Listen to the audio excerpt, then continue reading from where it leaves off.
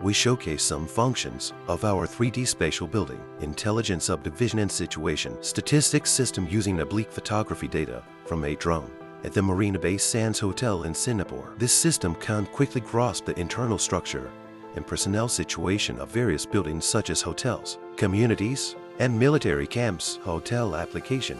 Clicking on any building automatically identifies its outline, and one-click floor subdivision unfolds according to the actual floors. The system automatically divides guest rooms, meeting rooms, and back-of-house areas and links them to the front desk system, displaying real-time room status, guest information, VIP distribution, and occupancy rate. It supports combined queries by room type, floor, and status. Vacant rooms are highlighted in the 3D model, and clicking on a chart causes the corresponding room to flash. It supports drill down from building to floor to room, and one-click generation of occupancy reports adapted for mobile on-site inspections. Community and military base applications.